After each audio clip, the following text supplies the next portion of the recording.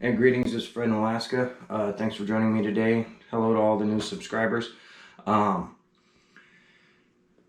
subarcticalaskasasquatch.com is a website. Check it out. Dave's doing great work over there. Can't praise his work enough. He works hard. Check it out. Interactive map is great. Um, what I wanted to share with y'all today, um, I'll get random emails and messages from some people that are having experiences like, and they really don't know what to do. They're in a situation where it's obvious something potentially bad could happen. And it's messed up that there's really no one to reach out to. You know what I mean? There's absolutely no one, and don't get me wrong, I don't mind talking to anybody about what they're going through. It's, it's a rough spot to be. Anyway, that being said, let me share with you something that happened to Walter, Bernice, and Michael. Walter and Bernice are the parents. Michael's an adult son. They were on the Taylor Highway. This was approximately a week ago.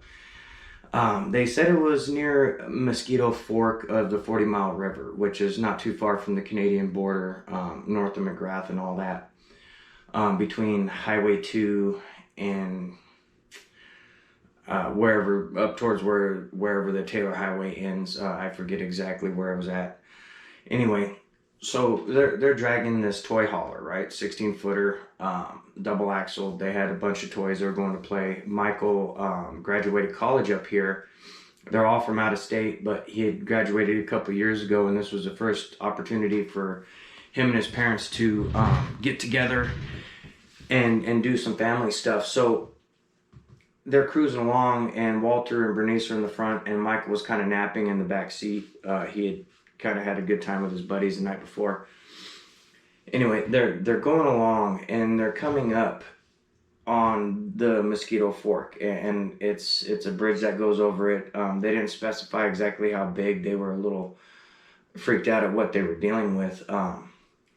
They said as they were coming along, they thought they saw three people crossing from one side to the other, and they said they were thrown off because these people looked huge, and it appeared they had tails, and so they weren't sure if it was someone just dragging like a fly fishing rod case. They're about 3 foot long, 4 foot long, and they're tubular and what have you. So they kind of just chalked it up at first till they got closer, because these things weren't running off in any particular direction. They were just crossing, and they were looking from a distance. They were about 300 yards out when they initially saw.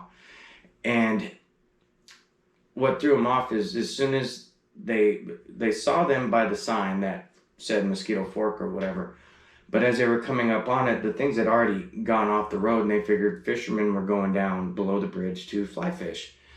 Well, until they got near that sign and saw that sign was about 9 feet off the ground, and these things were roughly the same height as that. So that got their attention.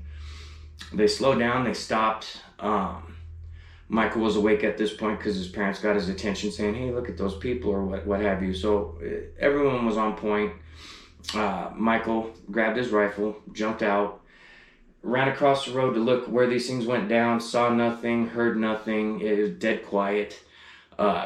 He comes back up to the truck, and he's talking to his dad through the window, and he's asking him, well, what exactly did you see? And his dad's telling him, well, we saw three beings, and it looked like they had tails. And they were thrown off. Like, wow, that's just crazy. Michael said he's going to go take a closer look. So he goes over to the bridge, and as he's looking to see if he could see anything, he hears some weird noises and chalks it up and says, well, let's go across the bridge, sit and wait, and see if these things come back out. Let's see if we can get a perspective from across and look back and see if we can look down at them and figure out if they're fly fishermen or not. Well, he jumps in, they cross. They had to go up a little ways to turn around and come back and be facing the direction. And as they were sitting there parked, Michael was just about to get out when they noticed one of the figures down below the bridge. It was kind of at a downward angle off to their right just a little bit. They see this thing moving in and out in between some trees, is kind of peeking up at them. What threw him off is how dark it was. He said it was really, really black, but it appeared to have a lighter colored face, and they couldn't make out exactly the tone of the face at that distance. And they were just kind of confused by it. And they heard some splashing going on. And, they were like, well, that's weird. So Michael jumps out, has his rifle. He goes over to the side of the bridge and starts looking in the direction they're seeing this thing. And he's scoping, but he's not out to shoot anything. He's trying to get a better idea of what the hell they're looking at. Well, as he's doing that, he still hears the splashing, but he's not seeing anything. Whatever's going on is just out of his sight. So as he's, assessing what's going on, the guardrail for the bridge starts, and he sits right next to it, kind of leaned up against it, still kind of tired and hungover, in all honesty, is what was going on. So he was, kind of looking around, taking a beat every once in a while, just trying to see what was going on. And as he's doing that, the truck's right behind him, about 15 feet. His parents are still in it. And all of a sudden, his dad, Walter, starts laying on the horn. And he startles him, gets his attention. He jumps up, runs over to his mom's passenger window to ask what the hell. And his dad's pointing across the street, like on the opposite side of the bridge. There was this figure standing there, about 9 foot tall, kind of doing a little squat thing, and it was like doing this rockabye baby motion kind of with its arms. And they were all stuck. They were all staring like, what the hell are we really looking at?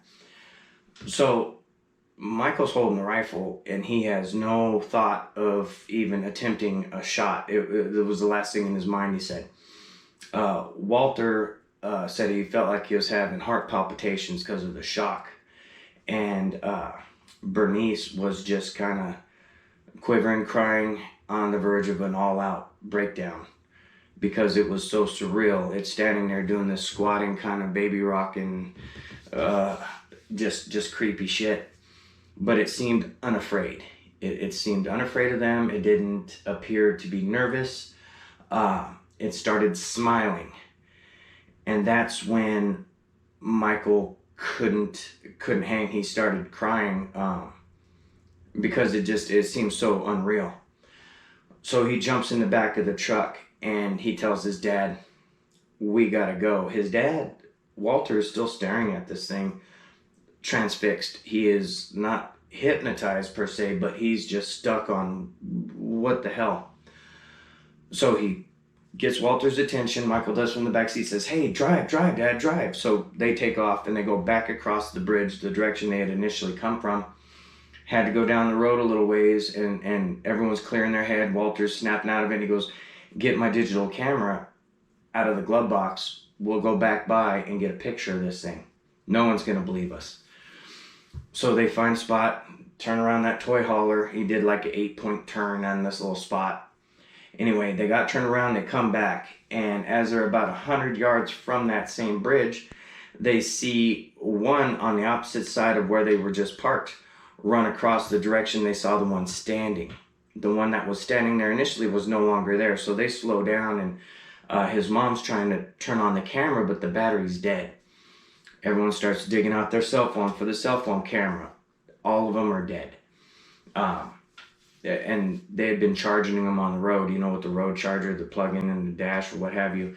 And it made no sense because they were up on keeping their GPS charged. Everything they kept charged to the fullest at all times. Even if they just took a few photos, they would immediately recharge the battery because it's Alaska. You never know when you're going to get to another power source, So as they're coming up to the bridge, they get across it and they've slowed way down because they're still trying to figure out how we're going to get a picture of this thing. They really want to capture some kind of evidence. Now, they got this 16-foot toy hauler behind them. And as they come across the bridge and they go to start braking, there's still nothing to be viewed. All they saw last was this thing cross over to where the one was standing, and there was no other activity going on. So they're perplexed is what's going on. They're still quasi in shock. Michael says, stop the truck. I'm going to go look over the bridge. I have my rifle. I'll be okay.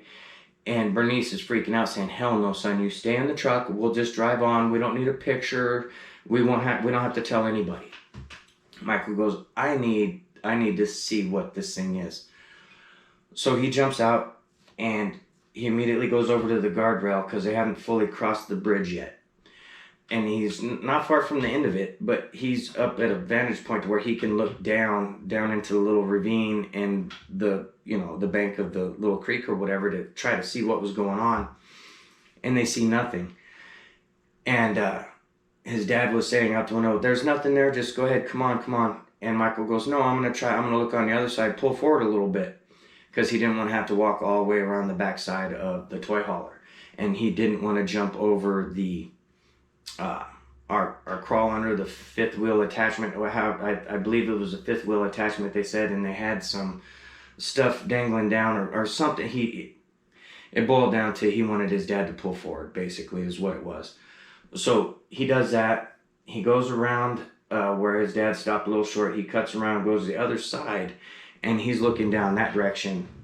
And as he's looking down that direction, his dad's got his window down and telling him, hey, it's not worth it. Just get in the truck. We'll just get the hell out of here. And out of nowhere, Michael turns and bolts for the truck. He gets the truck, he jumps in and says, go, go, go, go, go. And just as he's yelling, go, go, go, go, they hear a bunch of rocks hitting the toy hauler. Just do, do, do, do, do, do. It was real loud thumps. They sent a picture, but it is fully decaled in a family business, and there's no way to show you guys that photo and them keep their anonymity. So I told them save the pic. I don't even want to. Anyway, so the rocks barrage, and for whatever reason, his dad only pulls forward just about 40-50 feet. And Michael's saying, Dad, you gotta go. Bernice is freaking out. And his dad was looking off the side of the road. And as he was doing that, Michael noticed, looking in between his parents, because they were both transfixed in that direction, there was a very large one that appeared to have a tail flopping back and forth behind it. And it was holding a boulder in its hands, almost in like a daring, I dare you to move, I dare you to do something kind of energy is what they were saying they felt. There was no mind speak or anything like that. It was strictly an expression on its face, like it wanted a fight. Like it wanted to throw the rock, basically, because they had already been throwing rocks. And as a matter of fact, he doesn't remember them stopping throwing rocks until they left there. But what ended up happening was Michael stuck the rifle out the window, popped a round off.